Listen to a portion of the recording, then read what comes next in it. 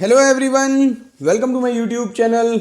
आज का ये वीडियो उन सभी स्टूडेंट के लिए बहुत ही इंपॉर्टेंट है जो कि आगे चलकर असिस्टेंट प्रोफेसर बनना चाहते हैं गवर्नमेंट कॉलेज में।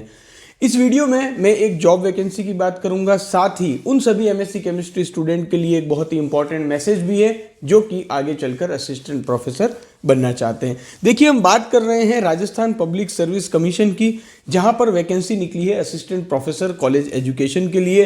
टोटल यहाँ पर जो है वो लगभग 574 वैकेंसीज यहाँ पर निकली है, और ये जो वैकेंसीज है इनमें से जो केमिस्ट्री की वैकेंसी है वो टोटल 55 वैकेंसी है। और इंडिया का कोई भी स्टूडेंट जो कि एजुकेशनल क्वालिफिकेशन सारी जिसके पास है वो इस वैकेंसी में एलिजिबल है।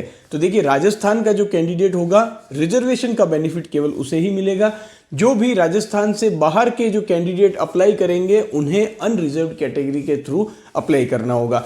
बहुत ही ब्रीफ में मैं आपके सामने इस वैकेंसी की इंपॉर्टेंट जो पॉइंट है एजुकेशनल क्वालिफिकेशन की वो रखने वाला हूं। अगर आप चाहते हैं पूरा डिटेल वीडियो तो मुझे कमेंट करिएगा।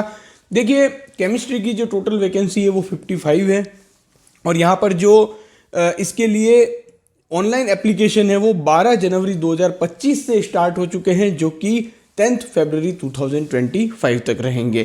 तो आप अगर इंटरेस्टेड हैं और एलिजिबल हैं तो आप अप्लाई कर सकते हैं। अब बात करें अगर हम इस वैकेंसी के लिए एजुकेशन क्वालिफिकेशन की, तो देखिए आपके पास एमएससी केमिस्ट्री होना चाहिए मिनिमम 55% मार्क्स के साथ, और एमएससी केमिस्ट्री के साथ आपको CSIR नेट लेक्चररशिप जो होती है वो या तो आपने वो क्लियर किया हो, या आपने राजस्थान का जो स्टेट एलिजिबिलिटी टेस्ट जो सेट होता है वो अगर आपके पास हो तो आप इस वैकेंसी में अप्लाई कर सकते हैं। तो एमएससी केमिस्ट्री चाहिए मिनिमम 55% मार्क्स के साथ, और आपको क्या चाहिए, नेट होनी चाहिए या फिर आपके पास सेट होना चाहिए। अब आप कहेंगे कि सर मेरे पास नेट या सेट तो नहीं है, मैंने तो PhD कर रखा है केमिस्ट्री में, क्या मैं इस वैकेंसी के लिए एलिजिबल हूँ?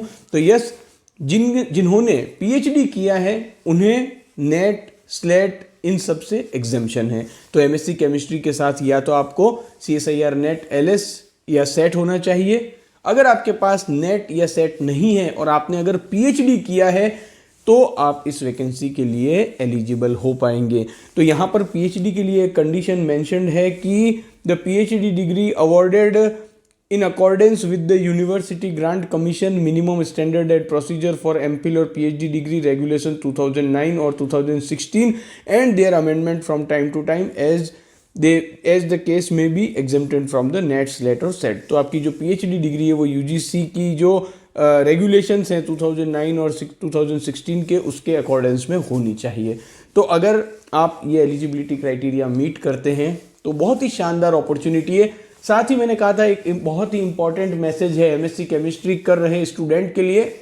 अगर आप अभी इस वैकेंसी के लिए एलिजिबल नहीं है लेकिन फ्यूचर में बनना चाहते हैं और आपका जो टारगेट है वो है टीचिंग जॉब, तो देखिए अगर आप कॉलेज टीचिंग में आना चाहते हैं तो CSIR नेट या फिर जो स्टेट का जो एलिजिबिलिटी टेस्ट होता है वो बहुत ही इंपॉर्टेंट है। आप CSIR नेट एग्जाम को क्लियर करिए, और अगर आप स्कूल टीचिंग में जाना चाहते हैं तो आपके पास BEd का होना कंपलसरी है, तभी आप स्कूल टीचिंग में गवर्नमेंट जो वैकेंसीज आती है उनमें अप्लाई कर पाएंगे। तो पहले आप ये डिसाइड कीजिए, अगर आप स्कूल टीचिंग और कॉलेज टीचिंग दोनों को टारगेट करना चाहते हैं तो आपको BEd करनी होगी और CSIR नेट, LS का एग्जाम भी क्लियर करना होगा। तो जो भी स्टूडेंट यहाँ पर आगे चलकर टीचिंग में अपने लिए अपॉर्चुनिटीज ढूंढ रहे हैं उनको CSIR net exam for college teaching और BEd आपके पास कंपलसरी होनी चाहिए अगर आप स्कूल टीचिंग करना चाहते हैं। Thank you for watching this video.